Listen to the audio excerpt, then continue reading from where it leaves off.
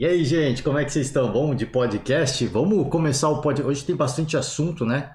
E eu queria repercutir com vocês a coletiva do professor Abel Ferreira, né? Após o clássico Choque Rei. O que eu quero ouvir o Abel Ferreira hoje novamente, né? Porque o Palmeiras empatou jogando em casa e após o jogo houve um mal-estar, protestos da torcida. Eu acho que boa parte desses protestos muitos deles acontecem pelas próprias declarações do Abel Ferreira, né, que há poucos dias atrás, em coletiva de imprensa, ele cobrou a necessidade de jogadores. E a cobrança da torcida, não da grande maioria, obviamente, a gente tem que ser justo, tá? A gente tem que ser justo. De parte da torcida, a cobrança de parte da torcida, principalmente da organizada, eu acho ela tem um fator político, obviamente, mas ela vem também ela vem no embalo do que o próprio Abel Ferreira falou, e nessa coletiva ele nem citou o assunto, né? Porque já gerou um mal-estar. Ele colocou outra coisa na coletiva que também vai deixar a diretoria em maus lençóis. Eu vou falar sobre isso. Então, o Abel, a situação assim, internamente no Palmeiras, eu acho que tá tudo tranquilo, tá tudo em ordem, mas com parte dos torcedores, principalmente das organizadas ou da principal organizada do Palmeiras, esse clima e esse ruído, ele tá aumentando cada vez mais. A gente sabe que por mais que os caras não influenciem diretamente na vida interna do clube, isso vai começando a minar, isso vai começando a gerar um desgaste. Porque outros torcedores que são mais tranquilos, se a gente pode sim, vão também entrar no embalo e vão entrar nessa onda. Então isso são coisas que o Abel fala, e ele fala obviamente que com um tom de não de maldade, mas um tom de cobrança, de que eu preciso de respostas para que o Palmeiras seja competitivo. Mas enfim, a gente vai falar sobre isso. Começar por Copa São Paulo, tá aqui. O América Mineiro passou pelo Santos, né? O jogo foi na Vila Belmiro, perdão, aqui tô meio gaguejando hoje.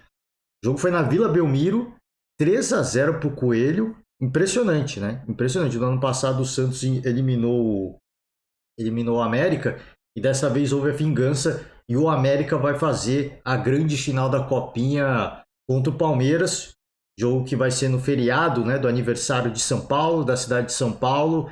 Então por isso que vai ser no meio da semana, né? Como talvez muita gente se pergunte, pô, porque o jogo, né, tradicionalmente a final da Copinha acontece no aniversário de São Paulo. Então, um jogo muito aguardado, obviamente. A gente naturalmente a gente acaba colocando um certo favoritismo pro Palmeiras, porque por ser o atual campeão, por chegar à final novamente, mas pelos embates de semifinal, o Palmeiras já passou mais dificuldade e o América fora de casa fez um negócio diferente, né? Conseguiu um placar muito expressivo e superou o atual vice-campeão da Copinha. Uma equipe super tradicional de revelar jogadores de base. Então vai ser um embate bem interessante e a gente vai aguardar bastante, a gente vai ficar no aguardo dessa grande final e assim vamos, né? E assim vamos. De Copinha é isso, por hoje eu vou encerrar, a gente vai passar por alguns estaduais. Eu vou passar rapidamente por alguns placares, porque eu quero falar também um pouco do caso Daniel Alves, né? A gente não deu destaque aqui, mas é importante a gente falar sobre o assunto, que é um assunto delicado, é um assunto importante. Então, sobre o Campeonato Carioca, né? O Resende venceu o Boa Vista, Volta Redonda venceu o Audax, Fluminense venceu o Madureira, né? E aí alguns torcedores do Flu, obviamente, vão ficar na piadinha com o Flamengo, que empatou com o Madureira. E, aliás, ontem eu cometi uma série de gafes, né? Falei que o Flamengo perdeu do Madureira. O Flamengo empatou do Madureira, né? Longe de ter perdido, mas a gente comete algumas gafes e a gente vai tentando corrigir. Se cometermos gafes novamente, a gente deixa aqui o pedido de desculpas, né? Acontece, não tem jeito, né? Não deveria acontecer, mas já que aconteceu, a gente está aqui de coração aberto para pedir desculpas à massa rubro-negra. Vamos seguir, Campeonato Mineiro, né? Eu não tinha falado, mas o campeonato se iniciou e no sábado teve rodada, né? O Atlético venceu o Tombense, o Galo venceu por 2-1 Caldense e esse jogo aqui, inclusive, o Eduardo Cudê falou que não treinou o Galo bolas paradas, né? Então se mostra uma equipe muito fragilizada no jogo aéreo, nas bolas paradas.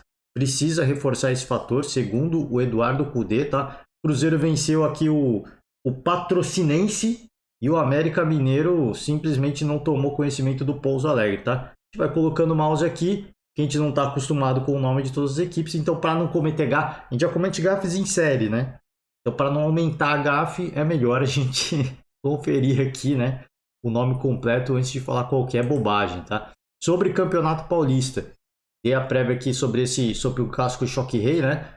0-0, jogo que, cara, acho que o placar, o empate de 0-0 ficou de bom tamanho, pelo que as duas equipes apresentaram. É um início de temporada, eu quero falar sobre isso também, quando a gente for ouvir sobre a coletiva do Abel Ferreira. São Paulo teve baixa importante nesse jogo, né? Por exemplo, o Ferrarese se machucou, vai ter que fazer cirurgia, ele está emprestado até o meio do ano, e já muito provavelmente nem joga mais pelo São Paulo. Então aconteceram coisas importantes, o jogo foi bem morno, é verdade, cada equipe, ambas as equipes tiveram os seus momentos. A gente vai falar desse jogo daqui a pouco, tá? O São Bernardo empatou com o Santos e um jogo tava X pro Santos, viu? O Santos estava perdendo do São Bernardo, São Bernardo ainda conseguiu um gol, segundo tempo. Falei, cara, se perde esse jogo, eu acho que já começa a se ensaiar uma crise, mas se perde, o Odair Hellmann ficaria em maus lençóis, né?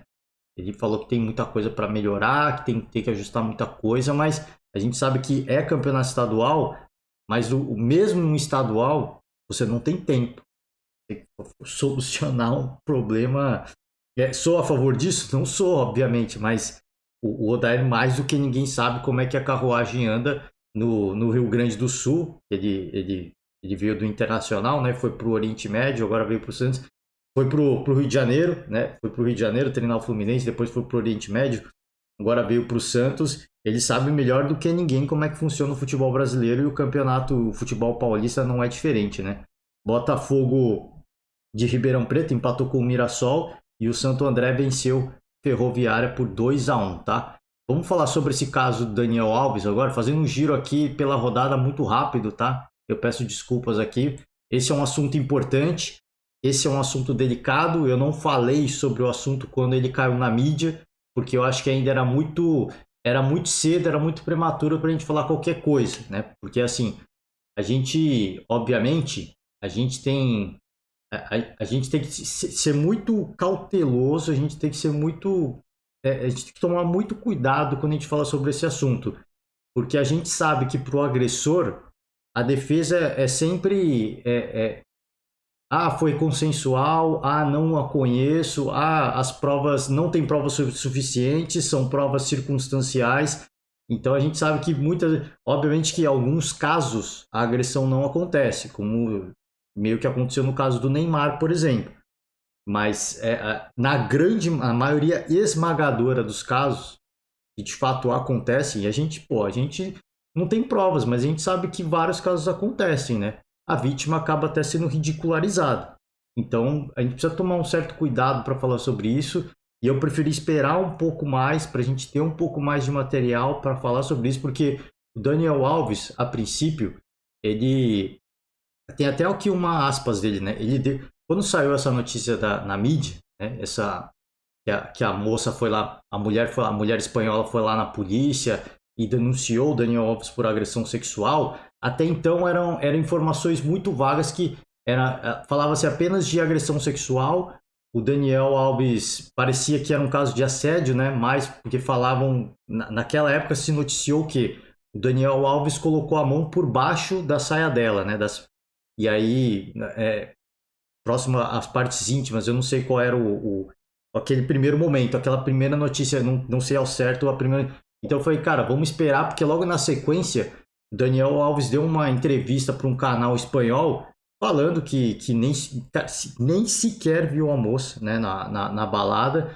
E ele falou aqui, né, esse era um dos primeiros relatos, né? Eu estive nesse lugar e quem me conhece sabe que eu adoro dançar, mas sem invadir o espaço de ninguém, respeitando os espaços. E quando você vai ao banheiro, não tem que perguntar quem está lá para usar o banheiro. Não sei quem é essa senhorita, nunca vi. Nesses anos todos, nunca invadiu o espaço de ninguém sem autorização. Isso foi uma declaração dele. Se eu não me engano, essa não foi para a TV espanhola. Para a TV espanhola, ele falou que estava dançando, ele estava se divertindo e ele nem sequer viu nessas aspas aqui, ele já cita o banheiro, porque num primeiro momento o banheiro nem era citado. Parecia que foi no meio da pista de dança, na área VIP, e ele meio que ele assediou a mulher ali, né? Colocou a mão por baixo da saia. Essa era a primeira impressão que passava, né? E aí as TVs espanholas foram tendo acesso ao conteúdo do como é que é o nome? Ah, esqueci a palavra. Do depoimento. Depoimento, peço perdão, galera. Depoimento da vítima. E aí saiu todo um depoimento dela do que aconteceu, né? De que ela tava lá e ele começou a meio que chavecar, foi meio inconveniente. Ela foi no banheiro, ele foi atrás. E aí, cara, se você quiser procurar, eu não vou entrar em detalhes aqui sobre o depoimento da mulher. É, é, pelo que ela declara, né, pelo depoimento, de fato é um caso de agressão sexual, é um caso de estupro, né, obviamente. Só que o grande ponto é que ela deu uma versão, ela logo após a agressão, a segurança da balada, já chama da casa noturna, né, não sei nem se a gente fala casa noturna ou balada, enfim. Eu sou paulista, então às vezes eu vou falar casa noturna, às vezes eu vou falar balada, tá? Mas entenda a casa noturna. E eles já logo acionaram, né? Existe uma nova lei espanhola em relação a esse tipo de crime.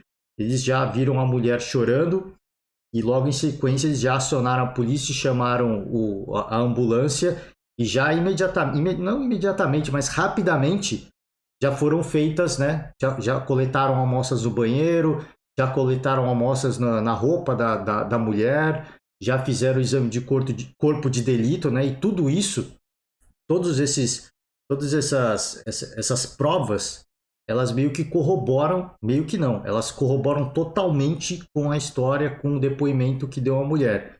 E no caso do Daniel Alves, eu coloquei aqui, existem 3 depoimentos, né? Ele deu 3 depoimentos diferentes.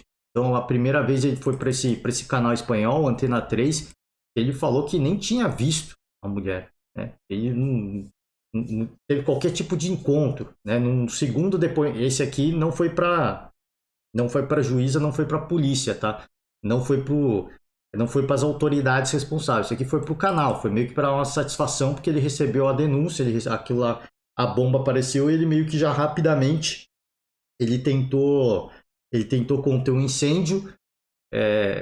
O negócio foi para frente, obviamente que não deu certo, né? A tentativa dele de meio que pô, não sei, meio que se fazer de vítima, enfim, não sei qual foi a ideia dele ali, meio que proteger a sua imagem, né? Não estou dizendo que foi isso, tá? É importante deixar claro isso, eu não estou dizendo que foi isso. Eu não sei o que ele tentou fazer, talvez ele meio tentou proteger a sua imagem, eu acho, né? É a minha suposição. Aí sim, já num segundo momento, um depoimento à juíza, ele falou que foi para o banheiro, aí já foi diferente. Aí ele falou que encontrou a mulher lá e que não teve contato algum com ela. E aí no terceiro momento, no terceiro depoimento, se aqui a gente pode dizer, isso aqui não é um depoimento, né? Mas no segundo, isso aqui foi uma declaração pública, né? Aí sim, um primeiro depoimento, um segundo depoimento, mas são 3 histórias diferentes, é esse ponto que eu quero chegar. Aí sim ele falou que houve uma relação consensual, né? O que naturalmente é um mecanismo de defesa. Eu não estou dizendo que houve agressão, é isso que eu estou falando aqui. Mas a gente sabe que para os agressores, isso quando se vê meio que numa situação de, pô, não tem meio que provar que não aconteceu o ato. Então a primeira linha de defesa é essa, falar que foi consensual, né? Então a situação não dá para, eu, sincero, honestamente, eu não entendo nada de direito, não entendo absolutamente nada de direito, mas pelo que a gente apura, a situação lá é delicada, porque o Daniel Alves está preso, né? Todo mundo já sabe disso, porque foi pedido, a defesa fez um pedido de prisão preventiva, porque pela situação do jogador, a situação financeira dele, era muito fácil ele escapar do país e escapar da justiça espanhola. Então, assim, ele escapava, tudo bem que ia acontecer algo parecido que no caso Robinho, por exemplo. O negócio ia correr, né? A acusação, enfim, o tribunal, como é que é o nome? Pô, eu tô ruim de termo hoje, cara. Tô esquecido demais, hoje tá complicado, né? Enfim, o julgamento, caraca, tá difícil, cara. Hoje tá difícil. O julgamento ia acontecer sem ele estar lá, né? E aí, obviamente que pelo, pela situação que ele vive, pelo que ele representa, pela grana que ele tem, foi feito esse pedido de prisão preventiva. A juíza acatou o pedido, ele foi preso de forma preventiva. O grande lance é que na justiça espanhola, um pedido de prisão preventiva pode durar até 2 anos. Então, assim, se a defesa do Daniel Alves, obviamente, vai recorrer e vai pedir para resposta em liberdade, mas se não derem, ele pode ficar preso até 2 anos até que o julgamento aconteça. Se o julgamento não acontecer em 2 anos, aí sim ele é liberado e pode responder em liberdade. Até lá, se demorarem, se os trâmites demorarem a acontecer e nenhum juiz der a possibilidade dele responder em liberdade, ele vai continuar preso, né? Então a situação parece que ela não é muito, ela é um pouco delicada pro lado do Daniel Alves, porque como eu disse, todas as provas, como foi tudo feito de forma muito rápida, e isso a gente parabeniza, né? A segurança da casa noturna e da própria mulher também, porque às vezes a mulher se sente coibida, um cara como o Daniel Alves, como a figura que ele representa, às vezes ela se sente coibida de fazer, pô, vou denunciar, vou falar alguma coisa, eu posso ser exposta, eu posso ser ridicularizada, né? Então ela é bacana de você ver a reação da segurança e da própria vítima, né? Porque se você demora muito para acontecer, as provas acabam se perdendo. E como aconteceu tudo muito rápido, tem exame de corpo de delito, tem prova, tem que colher um material no banheiro e tudo mais. Então tudo isso corrobora com a história dela e meio que descredibiliza cada vez mais a história do Daniel Alves, né? Então assim, vai ser um processo longo pro Daniel Alves, muito provavelmente. E o fato dele estar preso já preventivamente, assim, se ele recebe uma liberdade, uma possibilidade de responder liberdade, ele muito provavelmente vai sair da Espanha. Ele vai encontrar o jeito de sair porque, cara, é o que eu falei, eu não sei, eu não entendo de direito, mas talvez leve anos, como o caso do Robinho. Mas essa situação é muito delicada, né? Eu falo assim, eu não entendo de direito, eu não sei o que pode ser apelado, mas em virtude de tudo isso que a gente está meio que vendo, cada vez mais fortalecido de que a agressão de fato aconteceu. E isso se a justiça espanhola não pedir, né, como é que é, o acesso às mensagens, né? Eu esqueci o termo que se usa, né, cara? Agora eu falei, tô ruim de termo, né? Como fizeram com o Robinho, que os caras foram lá, eles pegaram as mensagens trocadas entre o Robinho, o amigo dele, e aí sim ficou evidente que a agressão aconteceu. Se fizerem isso com o Daniel Alves, muito provavelmente vão encontrar coisa lá. Muito pior, que vai agravar ainda mais a situação dele. Então, vai seguir acompanhando. É um caso delicado. Eu falei, cara, é diferente assim. Eu falei do Robinho, porque o Robinho foi punido, ele foi julgado, né? Ele foi condenado pela justiça italiana. Então, se ele foi condenado, a gente pode dizer que ele é um criminoso. Não no Brasil, mas na Itália ele é. Ele cometeu um crime e ele foi condenado. Ele entrou com recurso umas 3 vezes, se eu não me engano, né? E nas 3 vezes ele foi condenado. Então, assim, não dá para dizer que é inocente. Não. Se você for lá na Itália e conseguir provar a sua inocência, aí beleza. Mas no Brasil não. O que eu tô falando? No Brasil não. Não. Ele não é um criminoso no Brasil. Mas na Itália ele é. Então a gente pode afirmar que ele é um criminoso neste momento. O status dele é de criminoso. Ah, no Brasil não. No Brasil não. Aí por aí vai. Pô, nos Estados Unidos também não. Mas na Itália ele é. Mesma coisa. O Daniel Alves neste momento, por isso que eu falo assim, é importante a gente tomar esse cuidado de não, cara, de não fazer apontar o dedo neste momento, né? Deixa a justiça trabalhar e depois se vier a acontecer a condenação, a gente fala, pô, aí é um criminoso. Por enquanto ele é um suspeito, ele é um forte suspeito. Então a gente vai seguir acompanhando o caso e me parece que pela repercussão e pela celebridade que ele vai ser um caso que vai ser acelerado. Certamente que vai ter uma força-tarefa para que o negócio seja acelerado e aconteça uma resposta muito rápida, né? E como eu falei, é uma lei atual na Espanha e o Daniel Alves pode ser a primeira celebridade a ser pega por essa nova lei, né, em relação a crime de agressão sexual contra a mulher, né? Então, cara, de novo, parabenizar os envolvidos porque foi tudo muito rápido e se você espera talvez algumas horas a mais, muita coisa ia se perder e talvez ficasse difícil, né, você fundamentar o caso, né, para o lado da vítima, né? Então é importante que isso aconteça muito rápido, mas a gente entende, né, o ponto das vítimas, agora universalizando, né, porque é difícil, é realmente muito difícil. Você provar uma situação como essa é delicada, você vai ser exposta, as pessoas vão te julgar, porque para quem vê de fora parece muito fácil, né? Mas é sempre o elo mais fraco. Vai ser ridicularizada, vai ser julgada, vai vir gente na rede social, aqueles perfis anônimos, vai falar um monte de porcaria para a vítima. Então, é bacana que tudo isso esteja acontecendo, a identidade da vítima em sigilo, e assim vamos. A gente vai acompanhar o caso e qualquer coisa, né, a gente, à medida que for evoluindo, à medida que a gente tiver novas notícias, a gente também vai repercutir aos poucos aqui no podcast. Eu sempre gosto de esperar um pouco mais aqui, juntar um pouco mais de material, um pouco mais de informação para a gente poder falar com um pouco mais de autoridade em relação ao que está acontecendo. Porque enquanto é boato, enquanto é só uma suspeita, é muito delicado você falar e meio que tentar fazer um julgamento de valor. Eu acho errôneo, né? Eu acho precipitado. Então, você vê, a gente espera 1, 2, 3 dias, olha a quantidade de coisas que já aconteceram e que colocam o Dani Alves numa situação de realmente ser um agressor.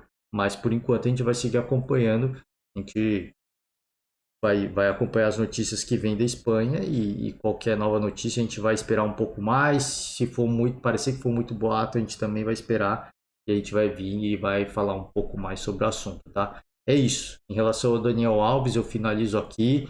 Repito, não finalizo hoje. À medida que a gente tiver mais notícias, a gente obviamente vai trazer aqui, a gente vai falar sobre, né? Vai falar sobre porque é importante, mais do que o esporte, a gente vive numa sociedade e é importante que a gente fale sobre coisas que também envolvam a sociedade, né? É importante para que a gente cresça com isso. Como seres humanos, é importante que a gente traga esse tipo de discussão para que a gente cresça como seres humanos, né? Enfim, vamos seguir agora para a coletiva do Abel Ferreira, voltar o foco, as atenções ao clássico Choque Rei, jogo entre Palmeiras e São Paulo. O jogo foi no Allianz Parque, tá? Na casa do Palmeiras. A gente sabe que esse tipo de jogo clássico em São Paulo é um jogo de torcida única. E eu acho que tudo aquilo que eu fiz de prévia em relação ao jogo meio que acabou se confirmando, né? De que eu não via favoritismo. Pelo momento, o São Paulo não jogou melhor que o Palmeiras e o Palmeiras não jogou melhor que o São Paulo. Mas se a gente fizer um paralelo, um contraponto com a partida imediatamente anterior das duas equipes, a gente dá para dizer que o São Paulo jogou menos do que apresentou na última partida e que o Palmeiras jogou muito mais do que apresentou até aqui nas dois primeiros jogos do Campeonato Paulista, né? Mas mesmo assim, a gente vê que foram equipes que estavam meio que niveladas. O Palmeiras, obviamente, começa o jogo com mais pressão. Sempre acontece isso, né? Início de clássico Choque Rei no Allianz Parque, o Palmeiras sempre faz uma pressão inicial muito forte e meio que tenta pressionar o São Paulo, tenta amassar o São Paulo. Só que foi um São Paulo que, diferente de outras ocasiões, não era um time assustado. Porque o São Paulo, quando ia lá, era um time muito assustado, cara. Assim, os caras afobados, desesperados. E o São Paulo, essa renovação do Rogério Ceni, já meio que, não só do Rogério Ceni, né, do São Paulo como todo, já aparenta mostrar uma evolução, principalmente no aspecto psicológico. E os caras não entraram em campo assustado. O Palmeiras, obviamente, tentou. Obviamente que falta qualidade, obviamente que falta condicionamento físico para você executar aquilo que é necessário e marcar os gols. Tá? O Palmeiras está numa bronca com uma marcação de possível penalidade, tá? Num lance entre o Arboleda e o Piquerez, se eu não me engano. É o Piquerez.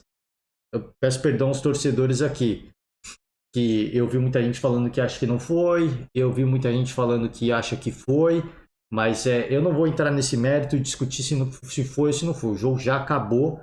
O que eu acho que é o seguinte, se há uma dúvida, não houve qualquer tipo de reação em relação a uma sugestão de árbitro de vídeo, né? Não houve qualquer tipo de contato, né? Se a gente pode dizer assim, de conversa. Porque normalmente quando acontece esses lances, eles pelo menos conversam, né? E o árbitro em campo já fala, ó, não, eu vi, não foi, né? Então, assim, é um lance polêmico. Eu sempre faço o convite aqui, pô, tem que ver o posicionamento do árbitro também, mas naquela altura do jogo, a arbitragem da Etna estava muito tumultuada, os jogadores estavam pressionando muito. Então, assim, até eu acho que tem a questão do posicionamento do árbitro, mas eu acho que também tem a questão do jogo. De você ver, pô, o árbitro tá muito pressionado? Tá. Então eu acho que de repente, ela não conseguiu, a arbitragem não conseguiu meio que é, é, olhar aquele lance da forma como deveria, porque tá bem pressionado, então tá preocupado com outros fatores que não só aquele lance. Óbvio que não tô criticando a parte profissional, eu tô colocando eu tô colocando sobre o holofote não só a Edna, todas as arbitragens, né, todos os árbitros, porque no lado humano é natural você sentir pressão, é um monte de gente falando no seu ouvido, é uma pressão o tempo inteiro. Então você fazer um julgamento de um lance muito rápido, às vezes, mesmo que você esteja bem posicionado, às vezes pode interferir. Eu não sei, e é o que eu falei, cara, eu não vou entrar nessa discussão se deveria chamar, se não deveria chamar, se foi pênalti, se não for. O fato é que o Palmeiras teve oportunidade de fazer o gol com a bola rolando e não teve competência. Então, assim, o time pode ter se sentido prejudicado no primeiro jogo, no segundo jogo já não jogou legal, agora no terceiro jogo teve oportunidades com a bola, assim como no primeiro jogo, tá? Teve oportunidades de marcar o gol em lances válidos e nos lances válidos eles não estão marcando gol em lances inválidos. Então, assim, é óbvio que, não estou falando aqui, pô, o Palmeiras tem que ser prejudicado, não é esse o ponto que eu tenho que chegar. Óbvio, tem que ser justo. Tem que ser justo. O lance da arbitragem, o lance da penalidade é um lance interpretativo. Agora, assim, você tem lances, você tem oportunidades ao longo do jogo de marcar o gol, você tem que ser eficaz, né? Ah, pô, o lance estava impedido, quanto de impedimento que tava, e aí, pô, estão pegando no pé do Palmeiras. Por que um lance com a bola correndo, onde o lance é legal, onde você tem oportunidades, onde você joga por cima do gol, onde você chuta para fora do gol, né? Com um belo ângulo de visão, por que esses lances você não marcou, né? É isso que eu sempre falo, assim, essa normalmente era a crítica que eu fazia em relação ao Abel ano passado, ele criticar muito a arbitragem e tudo. Assim, eu acho que a crítica ela tem que ser, ela tem que acontecer. Eu não estou falando que você tem que ouvir e aceitar o manifesto, o protesto tem que ser feito, obviamente, mas não acreditar a sua derrota ou o seu insucesso a esse fator, né? Porque durante o jogo muitas outras oportunidades de lances legais acontecem, o time não tem a competência neste momento, ele não consegue marcar, né? Eu acho que tem que fazer essa autocrítica também, e é uma coisa que Mauro César falou sobre o jogo, e eu concordo. E eu vou parar de falar sobre isso também, tá?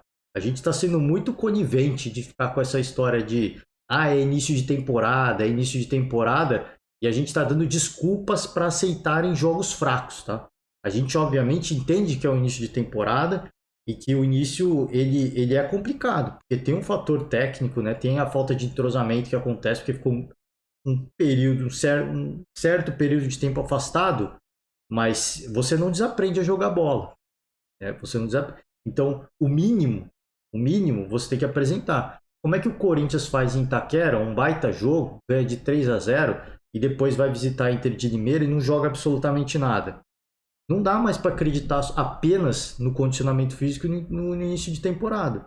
Por que o Palmeiras fez 2 jogos horríveis nas 2 primeiras rodadas? Esse terceiro jogo contra o São Paulo também não foi um primor, não foi, mas já houve um salto de qualidade absurdo. Por que o Palmeiras não jogou pelo menos metade disso nos 2 primeiros jogos? Né? Então, assim, eu acho que eu concordo com o Mauro César e eu mesmo vou parar de fazer usar essa ressalva de início de temporada, porque a gente está usando desculpas para aceitar jogos ruins. E eu acho que a gente não tem que aceitar jogo ruim, a gente tem que aceitar jogos bons. A gente sabe do nível, da capacidade desses atletas, e mesmo eles fora de forma e sem entrosamento, eles podem fazer muito mais. A gente pega um São Paulo, um time que foi formado agora, e o nível de entrosamento que essa equipe apresenta é muito maior do que a equipe do Palmeiras e a equipe do Corinthians, por exemplo. E o Palmeiras está junto há quanto tempo, né? Com essa comissão técnica. Então acho que a gente tem que parar com esse negócio de mesmo com o São Paulo. Eu não vou fazer isso nem com o São Paulo, nem com o Santos, que está também um time em formação, nem com o Vasco da Gama mais. Eu não vou fazer isso com mais ninguém. Eu acho que assim, pelo nível técnico que os jogadores que lá estão, né, eles possuem, por mais que haja falta de entrosamento e falta de treinamento, você dá para fazer um pouco mais. Você errar muitos passes, como aconteceu nesse jogo, no caso do próprio São Paulo, é inaceitável. É inaceitável. Né? Então, acho que tem coisas, a gente tem que começar a olhar. Óbvio que assim, eu não acho que tem que pedir queda de treinador, não é isso. Mas eu acho que a crítica ela tem que ser começar direcionada a dá para fazer mais. Né? Isso aí é muito pouco. Pelo talento, pelo nível técnico que esses jogadores possuem, que a gente sabe que possuem. Né? Então vamos seguir aqui com. Como eu falei, citando mais uma vez, o Palmeiras vai fazer um ofício, né? Vai fazer um. Como é que é? Eu esqueci o termo, né? Para entender com a Federação Paulista o que aconteceu no lance da penalidade, porque que não houve a sugestão de revisão. O Ferrarese vai ficar fora, né? Então se machucou, muito provavelmente nem veste mais a camisa tricolor. E vamos de fato à coletiva do Abel Ferreira, porque, repito, ele fala coisas importantes e eu quero fazer uma reflexão em cima de alguma dessas coisas pelo momento que vive o Palmeiras com a sua torcida, tá? Abel, boa noite. Eu gostaria que você antes de fizesse começar, uma análise, né? por favor, das mudanças. Ele está fazendo a pergunta aqui, né? TV Palmeiras, hoje eu me inscrevi, tá? Me inscrevi em todas as TVs agora tá tudo certo, então já faço convite para vocês. Entra lá, se inscreve no canal, dá uma moral pra galera que faz o conteúdo, né? Curte o vídeo se você gostar da coletiva do Abel. Canal oficial do Palmeiras, se você quiser ouvir a coletiva na velocidade normal, porque eu vou ouvir ela acelerado, porque pô, já foi muito tempo de podcast. Eu acho que eu vou até pôr no 1.5, tá? Vai ficar difícil de vocês entenderem. O áudio está um pouco baixo também, eu já vou pedir desculpas antecipadas, mas vamos tentar ouvir, porque é o que eu falei, ele fala coisas importantes e a coletiva é bem longa, tá? Vambora. Hoje do time do Palmeiras, dando a possibilidade do Gabriel Menino começar como titular pela primeira vez na temporada, se agradou, se ele obedeceu aos seus pedidos, e também sobre o Rony e o Dudu, a posição invertida dos dois no primeiro tempo, e o quanto você tem conversado com o Rony nesse processo de readaptação dele saindo da posição de centroavante para atuar aberto novamente pelas beiradas. Obrigado. Caraca, tá sempre acontecendo isso. Falando do Rony, ele apareceu no centro.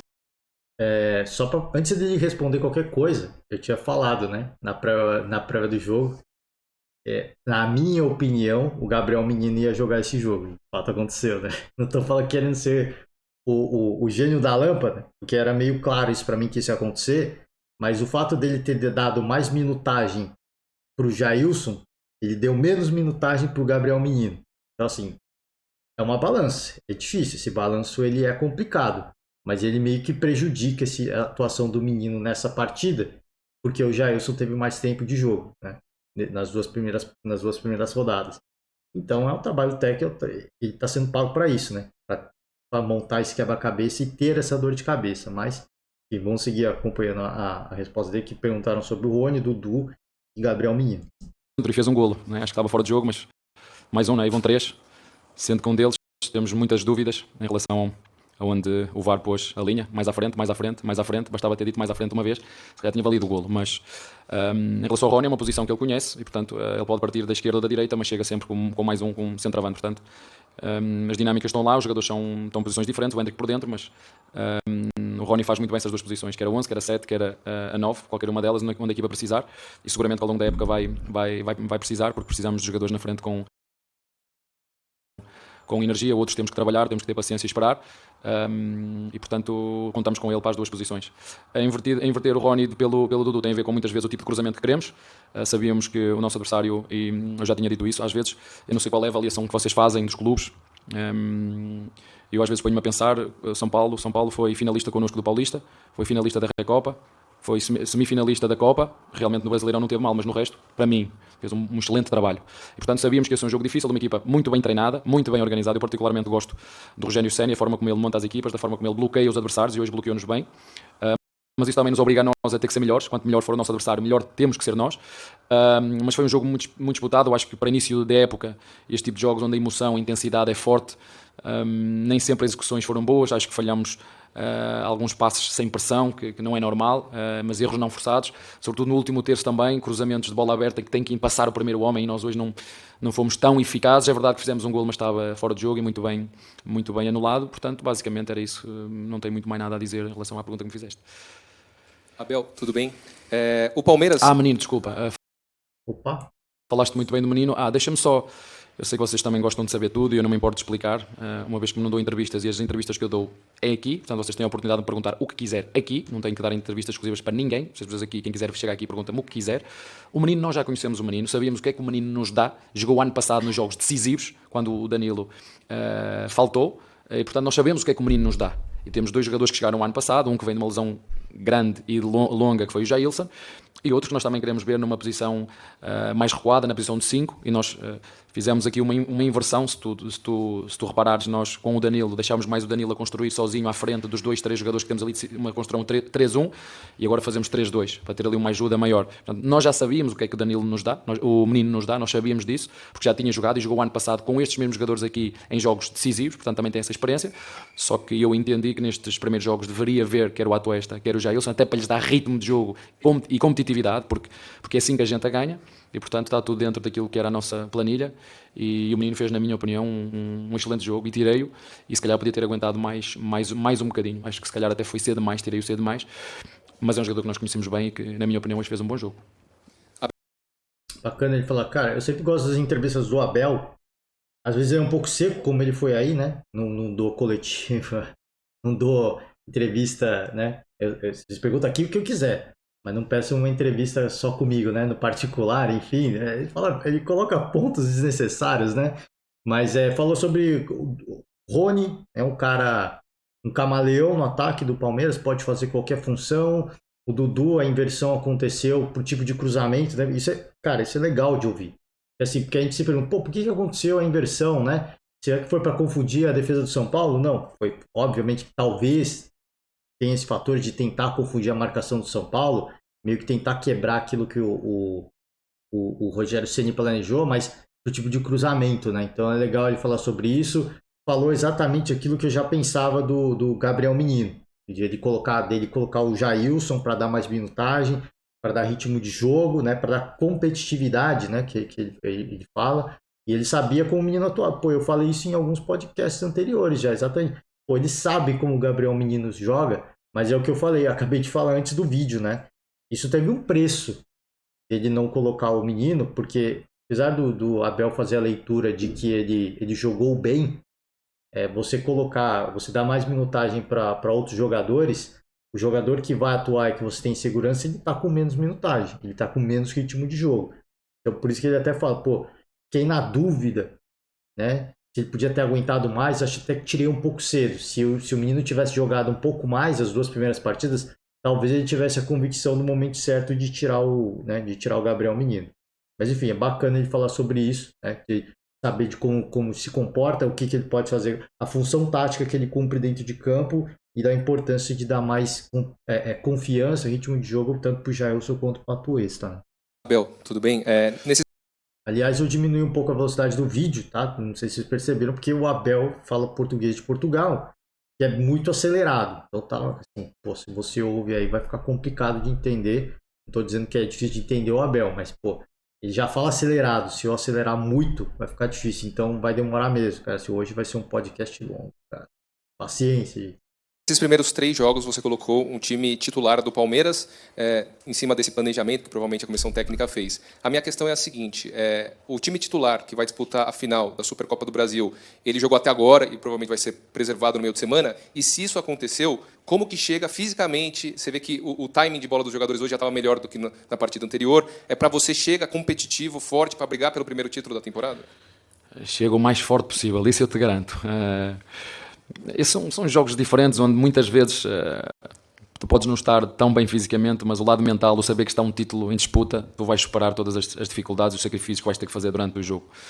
Agora, vamos ver, não sei se vou poupar ou não a equipa, eu sei que é uma boa pergunta, mas não te posso dizer, né? Do outro lado também está um adversário que quando eu acabar de falar seguramente vai ouvir tudo aquilo que eu disse, porque eu sei, conheço bem quem está do outro lado, né? Antes de eu ser treinador ele já era, né? Portanto, vai ser surpresa, não é? Vamos ver, como eu te disse, jogo a jogo, perceber como é que está a nossa equipa, perceber como é que vamos recuperar deste jogo, perceber que daqui a 2 dias temos jogo outra vez, que temos que jogar para ganhar, ponto, e vamos escolher aqueles, como disse, aqueles que estiverem melhores para nos garantir, ou pelo menos para lutar pela vitória, que é isso que fazemos. Não sabemos se vamos ganhar, mas vamos lutar sempre para ganhar no próximo jogo. E depois fazem-me fazer outra vez essa pergunta e eu vou dizer, mas vou deixar isso em aberto. Ainda não sei, logicamente, vocês são todos inteligentes, não poderá haver aqui duas dúvidas, 3, não mais que isso, mas vamos deixar para o dia de jogo. Abel. Bom, aqui é sobre o time titular, né, na Supercopa do Brasil. Foi enigmático, não falou sobre quem será, né? Até porque citou o Vitor Pereira, não citou o nome, mas falou, pô, do outro lado tem um treinador, é o conterrâneo dele. Antes de eu ser treinador, ele já era, né? Então é um cara mais experiente, macaco velho da profissão. Então não entregou muito, né, que vai ser o Palmeiras. E ele falou, talvez mude 2, 3 peças, né? Então tá mantendo o segredo, talvez ele mude até mais, né? Eu acho que não, acho que vai ser realmente mais ou menos isso. Ele deve mudar 1, 2 ou 3 jogadores que estão sendo treinados já para esse jogo contra o Flamengo. Uma coisa importante que ele falou vai chegar nessa final o melhor possível, né? Não na melhor situação, mas o melhor possível dentro das condições. E ele falou, pô, às vezes em jogos assim, como é o final, e não só a final, mas a rivalidade que existe entre essas duas equipes hoje, você aumenta o nível de competitividade naturalmente porque existe uma rivalidade. E no clássico, como a gente acabou de ver, apesar de você ter limitações físicas, você consegue competir, né? De forma a tentar buscar uma vitória. É isso que estava tentando buscar as palavras. Enfim, mas você consegue ser competitivo, muito mais do que o Palmeiras foi nas 2 primeiras partidas. Então acho que a gente pode esperar na Supercopa do Brasil um time talvez ainda mais competitivo do que esse que a gente viu contra o São Paulo, porque o adversário, pela qualidade que tem, vai puxar ainda mais a competitividade do Palmeiras para cima, mas certamente a gente vai continuar vendo muitos erros, né? Erros de marcação, erros de passe, erros de lançamento, não só para o lado do Palmeiras, quanto para o lado do Flamengo também. Certamente a gente vai ver muito disso acontecendo nessa Supercopa do Brasil. Boa noite. Eu queria falar um pouco sobre acelerar e cadenciar jogadas em diferentes momentos do jogo, porque a gente reconhece o Palmeiras como um time que acelera muito bem o jogo, não só correndo, mas também com a bola correndo, né, com um passe longo e tal. E quando a gente pega os números do jogo de hoje, por exemplo, 27 cruzamentos errados, 20 lançamentos errados e só 26 passes errados ao longo do jogo. Você acha que em alguns momentos falta um pouco mais de paciência para circular essa bola, ou você prefere que o Palmeiras peque por essa aceleração em demasia do que para ficar trocando passe sem avançar? Eu sei que estavas aqui, mas nunca te fiz essa pergunta. Tu trabalhas para que? Rádio CBN. Muito bem. Grande pergunta que fizeste e muito bem observado. Faltou mesmo isso que tu estás a dizer. Tempo. Os jogadores têm que entender. Nós somos uma equipa vertical no momento que rouba a bola, mas no momento em que estamos a construir temos que circular mais a bola, temos que atacar com mais paciência, tentar atacar para criar os espaços que nós queremos através da posse de bola. Ou seja, a posse de bola é uma ferramenta que nos permite desequilibrar o adversário. Estou completamente de acordo com aquilo que tu disseste. Tivemos vários erros não forçados, eu falei isto anteriormente, vários erros não forçados e muito precipitados, que rapidamente querer alguma ansiedade de querer ir rapidamente para o golo, com o adversário muito bem posicionado, muito bem estruturado, e nós temos que fazer exatamente o contrário. Quando o adversário está bem organizado atrás da linha da bola, sobretudo em processo ofensivo ou propor jogo, como vocês chamam aqui, precisa ter mais paciência, tem que haver mais tempo de jogo, não dá para ir na mesma velocidade. A transição é muito mais rápida, 3, 4 passos estás a finalizar. Quando estás a preparar um ataque posicional, tens de trabalhar muito mais tempo a bola, levar lá à direita, ir dentro, dá dentro, forçamos, não dá, toca atrás, vai à esquerda, não dá, continua a ficar com bola, até porque estava muito calor. E isso para mim foi um dos problemas nossos, sobretudo na primeira parte, foi querer rapidamente recuperar a bola, mesmo quando a recuperávamos atrás num chutão do adversário, num jogo mais direto, e ela caía nos nossos zagueiros ou no nosso goleiro, nós rapidamente entrava no corredor direito e queríamos forçar logo.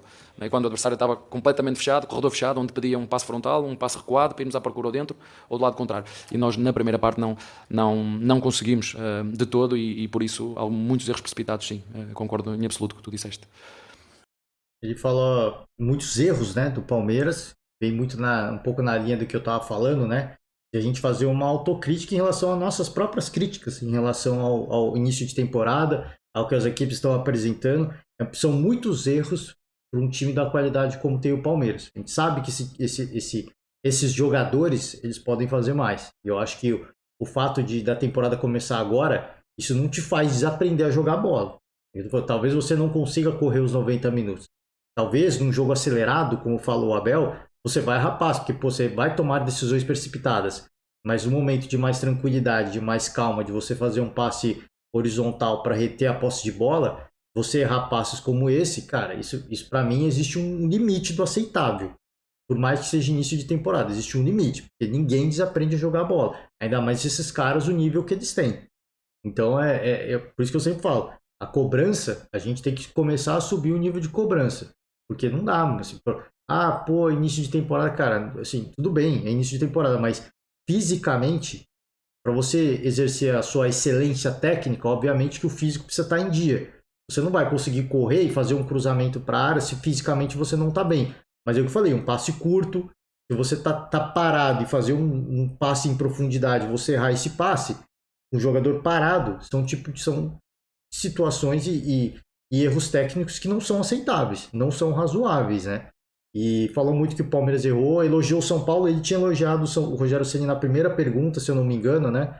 Nem falei sobre isso, falou que gosta do Rogério Ceni, do como o Ceni monta o time, é muito organizado, né? E falou até sobre a temporada do São Paulo. Assim, para muita gente foi um desastre.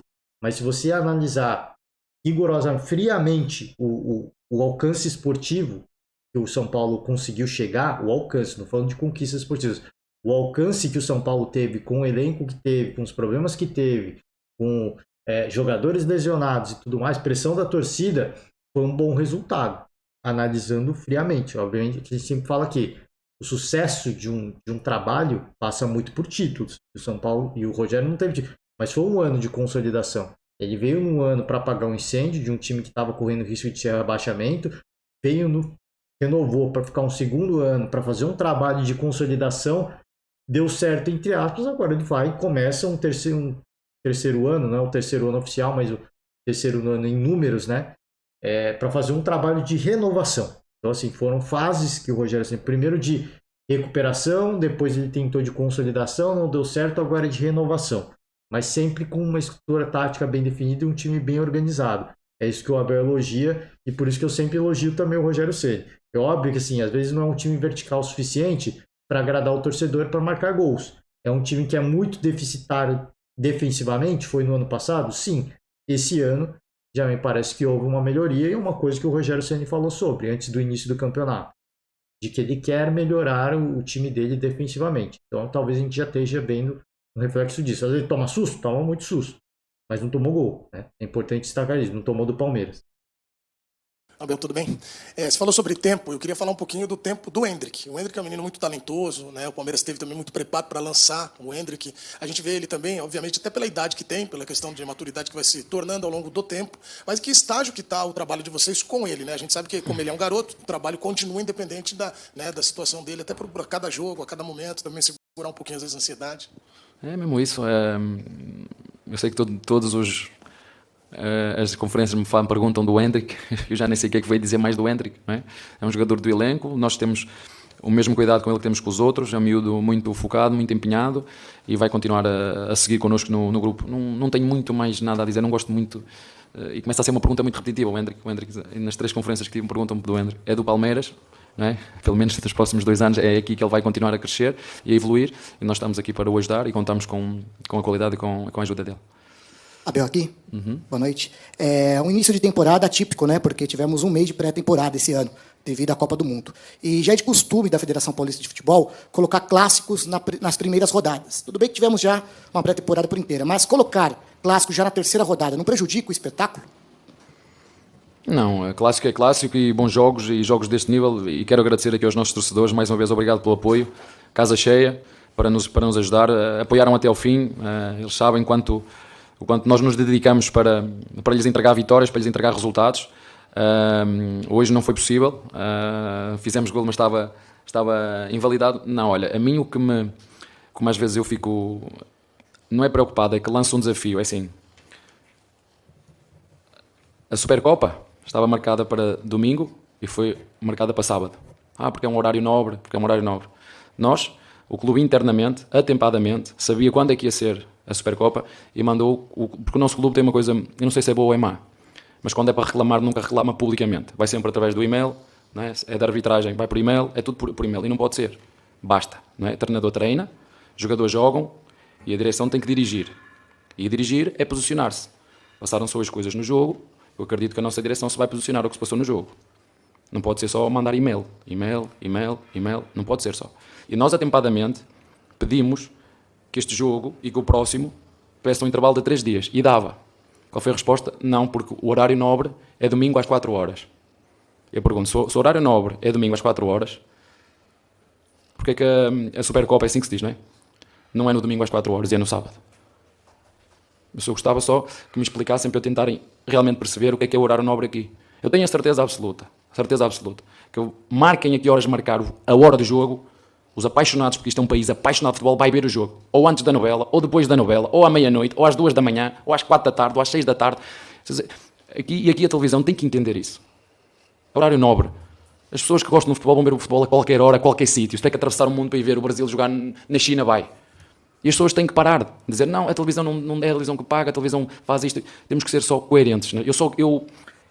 Eu não é ser resmungão, é ser exigente. Eu gostava que me explicassem a mim porque é que no último jogo, quando o goleiro do adversário do Botafogo pegou na bola e o Gomes passou à frente, levou amarelo. A 2 metros, levou amarelo. Certo? E porque é que hoje o zagueiro do São Paulo, por 2 vezes, atrasou a saída de bola do Everton e não levou amarelo?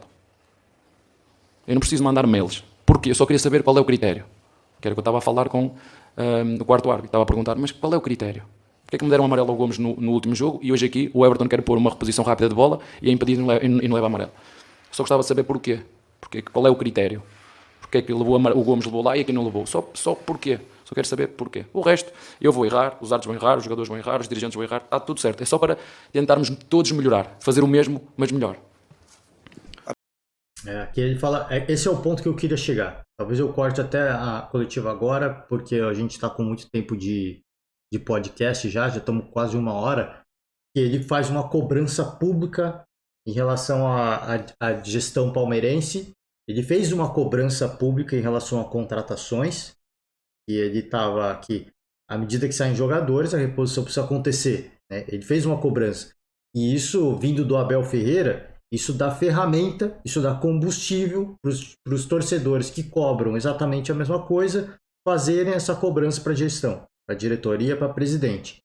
Agora ele faz essa cobrança em relação ao poder de bastidor. É aquela velha história que a gente sempre fala, do time ter o poder de bastidor. De você ir lá e de você não influenciar a marcação de uma arbitragem, não influencia. Cara, assim, mas é de você exercer esse poder de bastidor para quê? Para que na próxima partida os caras já ocorreram muitos erros contra o Palmeiras, a gente precisa ter um cuidado, né? A gente vai tomar um cuidado, mas isso significa que os caras vão facilitar ou eles vão ajudar o Palmeiras. Não, o tal do poder de bastidor é isso. De, cara, aconteceram problemas, na próxima partida a gente precisa ter um cuidado. Precisa avaliar, precisa chamar o VAR, então o VAR fica ligado. E se precisar, chama a gente. Porque a gente tem que minimizar os erros, porque o poder de bastidor vai ser exercido e aí a gestão da CBF vai chegar, no caso da Federação Paulista aqui no caso, vai chegar para os árbitros e falar, olha, gente, vamos tomar um certo cuidado, já aconteceram muitos erros, isso está se repetindo, a gente sabe que não é proposital, mas vamos ter um critério, né? Então ele cobrou em relação a isso, ele fala da questão da televisão, né? Infelizmente a questão da televisão, muita gente também reclama, mas para quem não sabe, a televisão paga uma bela bagatela para os clubes pelo direito de televisão. Então é realmente complicado. Sou de acordo com isso? Não sou. Você mudar o jogo, colocar em horários às vezes questionáveis por causa do horário nobre, também não sou muito a favor disso. Mas é o que eu falei, as televisões que têm os direitos de transmissão, elas pagam um valor generoso para os clubes, né? Então, assim, é complicado entrar nesse mérito, mas o que o Abel cobra essa cobrança pública em relação ao poder de bastidor da presidente da gestão palmeirense. O problema que eu falei, o problema dele fazer isso, ele já inflamou, ele já deu combustível para o torcedor corneta cobrar em relação a reforços, a contratação de reforços. Nessa coletiva, ele nem cita reforço, porque ele viu a situação que chegou. Hoje foi uma situação onde já começaram os torcedores organizados, majoritariamente, já começaram a tomar medidas mais enérgicas, inclusive pichando o muro do clube. Então ele não falou mais de contratação. Eu queria ver a coletiva inteira, porque mais para frente, se eu não me engano, ele vai falar, eu vi o resumo, né? Ele vai falar de usar garotos da base, ele nem vai falar de trazer reforços. Vamos seguir, o que eu falei, já tá longo mesmo, vamos seguir. Eu quero chegar nesse ponto. Porque ele nem vai citar mais reforços. Só que agora ele faz uma nova cobrança à gestão e os torcedores que já estão falando que a gestão é fraca, que a presidente é fraca, o Abel acabou de dar mais combustível para essa galera cobrar ainda mais a diretoria. E é o que eu falei, isso cria um anticlímax. Porque internamente pode estar tudo bem, mas a gente sabe que a torcida organizada, ela tem obviamente o seu viés político, né, de não concordar com o presidente e tudo mais. A gente sabe que influencia. A oposição pode também estar se mexendo nos bastidores para que a organizada cobre essa atual gestão, para que os caras ganhem força nos bastidores. Mas o grande ponto é que os torcedores organizados são aqueles que cantam os 90 minutos do jogo. E eles influenciam os outros torcedores. Porque os outros torcedores vão gritar, se vai aplaudir, se vai vaiar, a torcida organizada puxa isso. Ela influencia muito desses outros torcedores. E esse momento que é cara, que eu não vejo de crise, mas de uma certa tensão do Palmeiras com a torcida organizada, pode se tornar um certo momento de tensão entre o Palmeiras e uma massa cada vez maior de torcedores apaisanos, se a gente pode dizer assim, do Palmeiras. Então esse lado do Abel é legal, ele tem que cobrar. Eu sempre falei aqui, não é de hoje que eu tô falando, não é por causa que o Abel falou. No ano passado eu já falei várias vezes, o Palmeiras ele não tem poder de bastidor. Muita gente acha que o Palmeiras tem. O Palmeiras não tem problema de bastidor. Porque os erros que aconteceram sucessivamente no passado, e culminou até com o diretor de futebol dando coletiva, publicamente, foram acontecendo de forma muito sucessiva. E assim, eram erros escandalosos, de fato. E ia acontecer em série. Então eu cheguei à conclusão de que o Palmeiras não tem poder absoluto nenhum, absolutamente nenhum, poder nenhum bastidor. Agora ficou claro. O Abel falou, pô, a gestão, não sei se isso é bom ou se é ruim, mas é mais silenciosa. Ela age nos bastidores. Nos bastidores, no caso, é de ficar mandando e-mail, é de ficar mandando ofício, e não de ir lá e de cobrar e de dar cara a tapa. Então, isso pode ser bom, isso pode ser ruim. Mas isso que ele acabou de fazer pode ser bom, pode ser ruim também. Porque ele acabou de dar mais lenha para a torcida organizada queimar em relação ao presidente, o diretor de futebol e toda a alta cúpula da gestão do Palmeiras, né? E deu mais também ferramenta e combustível para a oposição se manifestar e ganhar força nos bastidores do Palmeiras, né? Então, é bom e é ruim, é o que eu falei. O que ele fez antes e o que ele acabou de fazer foi bom e ruim. Porque se agora a cobrança vir em cima da gestão e do poder de bastidor, você pode ter certeza que ele vai ficar um bom tempo sem falar sobre isso, porque ele vai ver que realmente ele colocou a gestão palmeirense em maus lençóis. Ele deu combustível para a galera meio que criar uma crise no Palmeiras que não existe, né? Que absolutamente não existe. Mas que está sendo criado um racha e uma mini crise porque os resultados não estão acontecendo. E o torcedor é tarado por contratação, né? Então, vamos, cara, já tô com 1 hora de live, vamos embora. Abel, boa noite, aqui, à sua esquerda. Você falou do torcedor, e quando acabou o jogo, você já estava no vestiário, mas houve alguns torcedores que protestaram, pedindo aquilo que a gente já vem perguntando já desde as primeiras coletivas em relação ao reforço, mas houve a crítica pública dos torcedores hoje querendo o jogador, uma crítica direta e expressa à diretoria também. Então, eu queria saber de você, como líder, como esse tipo de crítica vindo do torcedor, que é o principal público, né? É o principal interessado, ali é para quem vocês jogam, chega em relação ao vestiário. A crítica não eles deixaram claro, em nenhum momento foi crítica a jogadores, mas foi pedido de jogadores e uma crítica à diretoria. Então, como isso pode chegar, ou se isso chega ao vestiário de alguma forma? Assim, eu acho que nós já vos demos provas a todos vocês que nós pode estar a chover, a trabujar fora, que nós seguimos o nosso caminho. E não é por acaso que nós, nos últimos tempos, temos conseguido endireitar o clube a todos os níveis, não é? Quer no aspecto financeiro, quer no aspecto desportivo. Portanto, o que eu posso dizer é que o clube está a fazer um esforço tremendo para poder trazer jogadores, mas como eu vos disse, ou eu não quero, e se calhar cometi alguns erros no passado, eu quero jogadores prontos, jogadores que venham fazer a diferença. Porque se vier jogadores para nós continuarmos a ter que os potenciar e formar, eu vou abaixo à base e jogam os moleques da base. Certo? Portanto, eu não tenho problema nenhum com um Sem Medalhão, não. Nós queremos, se é para continuar a perder tempo a formar jogadores, como foi o Danilo, como é o Hendrick, não é? Porque isso custa muito de contratar jogadores e dizer, sabemos que vocês sabem quanto é que o Real Madrid pagou pelo Hendrick, não é? Sabem quanto é que nós pagamos, por exemplo, pelo López. Conseguem comparar a diferença? Pronto. A diferença, a qualidade, o valor está aí. E nós temos que ter tempo com o Lopes, temos que lhe dar tempo, temos que o ensinar, temos que potenciar um jogador. Potenciar. Uma coisa é rendimento. Nós queremos jogadores que não haja dúvidas para ninguém. Que cheguem aqui, se forem contratados, se o clube conseguir contratar, que cheguem aqui, que não precisa de ser o treinador a dar o aval. Não pode haver dúvidas para ninguém. Quando nós contratamos um jogador, que fique claro aqui para todos, não contratamos jogadores para o treinador. O treinador é um funcionário do clube, nós contratamos jogadores para um clube. Quando entra aqui um jogador, ele tem o aval do treinador, tem o aval da presidente, tem o aval do diretor desportivo, tem o aval do scouting. Quando entra aqui um jogador, tem o aval de todo mundo. Não é só do treinador. Eu sou funcionário do clube, nós contratamos jogadores para o clube. E como te disse, se é para contratar jogadores com potencial, vamos dar a oportunidade aos moleques de jogar. Com potencial é os de baixo. Prontos. É os que quiserem vir e que o clube conseguir contratar, e sei que o clube está a fazer um esforço para trazer esses jogadores, mas do mais, o que eu tenho a dizer aos nossos treinadores é fiquem calmos e tranquilos. Eu não consigo entender alguma ansiedade fora, não consigo entender. Vocês veem clubes como o Liverpool, né? Está lá tudo, e o ano passado não ganharam nada, com o mesmo treinador, com os mesmos jogadores. Eu já vos disse, nós não vamos ganhar sempre. É bom que as pessoas entendam, não vamos ganhar sempre. A gente gosta só de comer filé mignon, mas às vezes tem que comer uma coxinha de frango, né? E nós temos que andar sempre por aqui, é dar o nosso melhor com os recursos que temos, e até agora eu acho que o clube tem seguido o caminho da estabilidade, o caminho da organização, o caminho da competência, para não cometer erros do passado. Né? Para não cometer erros do passado.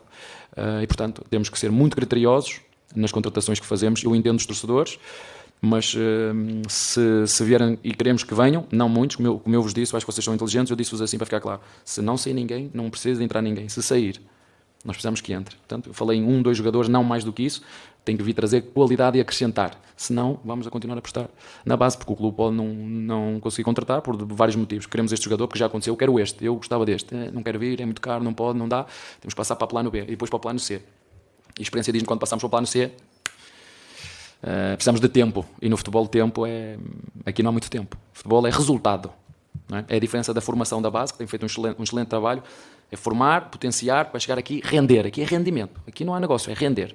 E em relação a isso, acho que o clube está no caminho certo, e as pessoas têm que ter um bocadinho de calma, e não é pessoas, é preciso identificar quem é que está a pedir reforço, quem é que é? É o torcedor? Quem é que é? Temos de ser muito específico quando dizemos o torcedor do Palmeiras. Mas que torcedores do Palmeiras? Não é só isso. Abel, Olha, eu até li errado quando eu li algumas coisas, alguns trechos da entrevista, porque eu achei que ele não fosse pegar pesado na questão de contratação. Mais uma vez ele pegou pesado, na minha opinião, tá? Com o ambiente que foi criado, mas ele aborda esse ponto importante, assim. Que torcedores do Palmeiras estão cobrando... eu queria começar por esse ponto. Que torcedores do Palmeiras estão cobrando as contratações? Mas eu vou puxar mais uma vez, porque eu acabei de falar. Os torcedores organizados são aqueles que chamam a galera no estádio. A movimentação, então se vai vaiar, se vai aplaudir, muito parte da organizada. Então assim, pode ser um movimento hoje mais da torcida organizada, mais da turma do amendoim, de precisa de reforço, precisa de contratação. Mas a gente sabe que essa galera influencia uma massa cada vez maior de torcedores, e essa cobrança pública que o Abel faz em relação a reforços, isso fica dando alimento para essa galera. Então assim, tudo bem, ele fala assim, é preciso identificar os torcedores, não são todos os torcedores. Esse ponto, é que ele fala de contratação. Ele até faz uma crítica ao Lopes, por exemplo. Você traz um jogador como o Lopes, você dá tempo para o cara crescer e se desenvolver, né, e entender como é que o clube funciona. Então, ele até faz meio que uma crítica ao jogador. Mas enfim, o que ele deixa claro é que ele não quer mais jogadores com potencial, que é a postura e a ideia de mercado dessa gestão palmeirense. O Abel, ele quer jogadores prontos, porque se for para trazer o jogador para formar, a gente revela jogador da base. Eu subo jogadores da base. Foi isso que eu tinha lido, né? Quando eu li alguns trechos da entrevista, foi isso que eu tinha lido. Por isso que eu falei, ele nem cita o assunto contratação, porque ele fala da questão da base, né? Mas ele cita. Ele continua insistindo na questão da contratação. O Palmeiras precisa de 1 ou 2, mas de jogadores formados. Não quero saber se é medalhão, se não é, mas de jogadores que venham e que não haja dúvidas. Que as pessoas olhem e falam, cara, não tenho dúvida. Esse cara é uma... Por isso o Palmeiras traz um Luis Soares. Não há dúvidas. Não há dúvidas em relação ao potencial e capacidade do Soares. Ele é um cara, é uma unanimidade, todo mundo sabe que ele é.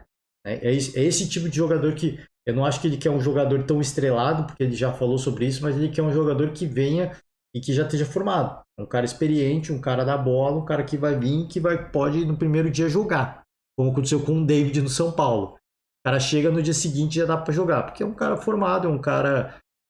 óbvio que o David não tá nesse patamar que o Abel tá falando, né? Mas é um cara pronto, um cara que veio para jogar, chegou e jogou. É isso que o Abel quer. Ele quer um cara pronto, que vem para jogar e que já dá para colocar o cara de titular, que ele vai cumprir um papel tático que vai permitir ao Abel pôr as ideias dele de jogo. Agora, se for para formar, de fato, é o que ele falou. Então, vamos trazer mais um cara de 20 anos. Não, então não precisa. Não precisa. A gente tem uma galera da base, eu trabalho com a base. Se é para trabalhar desse jeito, eu prefiro trabalhar com a base, né? Pelo menos foi essa a ideia que ele passou. Eu só reforço mais uma vez esse fator.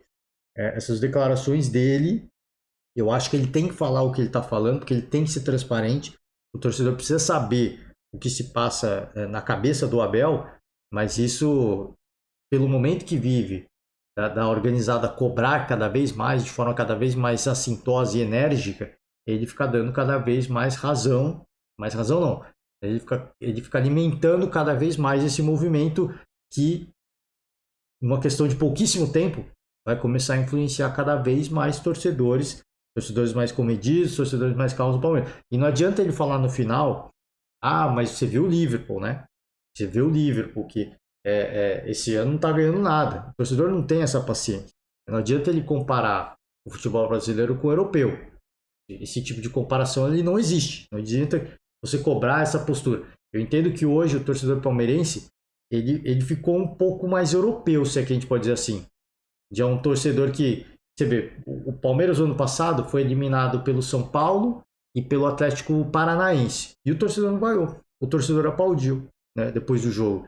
Então, isso é um perfil mais europeu de um torcedor. Então, o Abel meio que conseguiu tornar o torcedor palmeirense um pouco mais europeu. Mas não, o torcedor palmeirense não deixa de ser um torcedor brasileiro. Um torcedor corneteiro por excelência.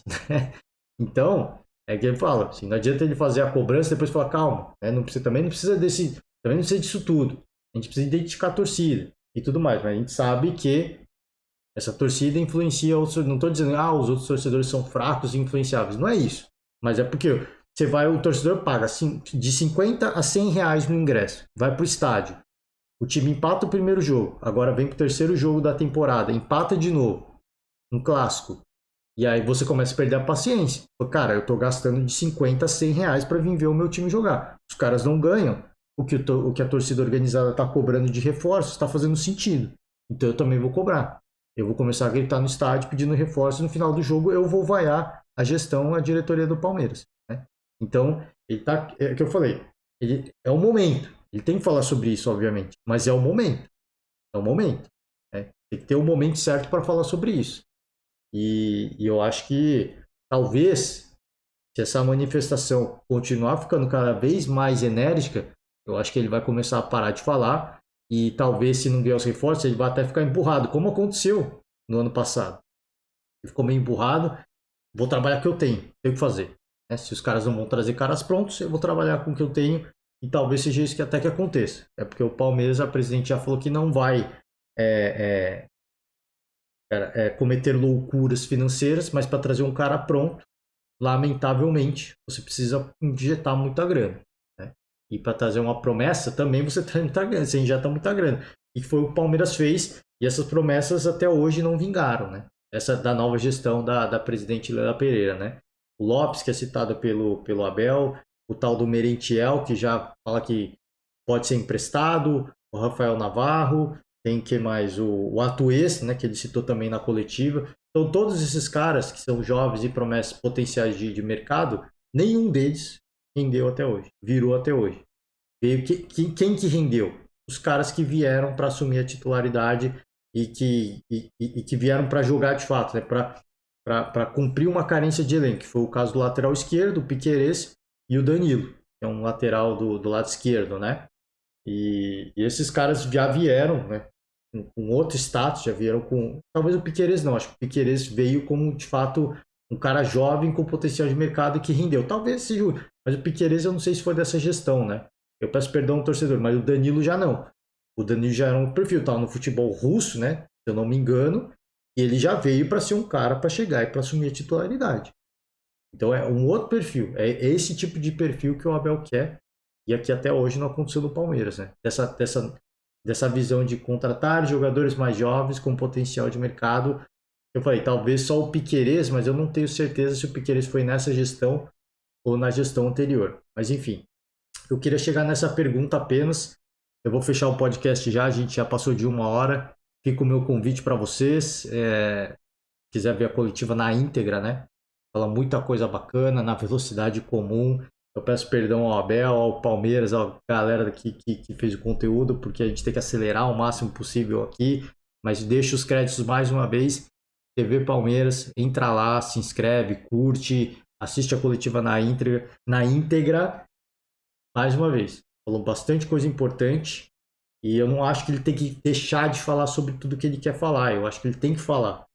Só que tem momentos e momentos. E esse momento está ficando um momento um pouco delicado, até pelo que a gente vê de resultados esportivos nesse início de temporada que o Palmeiras vem apresentando, tá?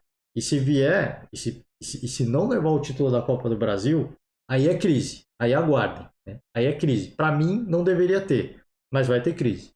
Aí você pode escrever. E o mesmo vai acontecer com o Flamengo, tá? Isso não é só com o Palmeiras, isso não é exclusividade do Palmeiras, não.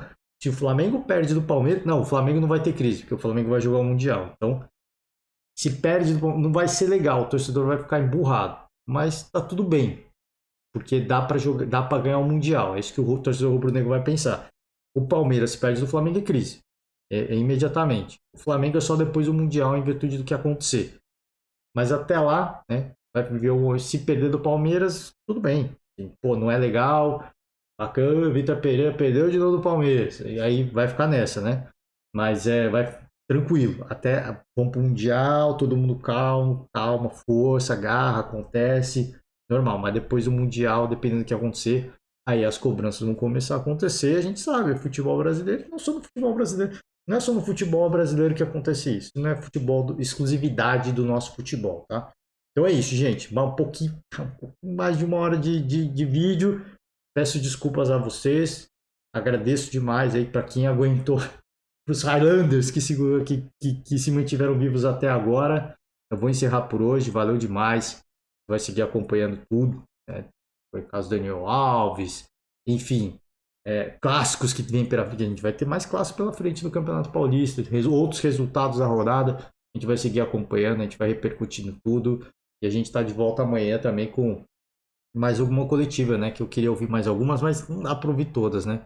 Mas amanhã a gente volta com um pouquinho mais de conteúdo, mais de discussão e alguma coletiva aí que a gente acha que está no calor do momento, tá? Valeu demais, forte abraço para todo mundo, ótima semana para vocês e até amanhã, gente. Tchau.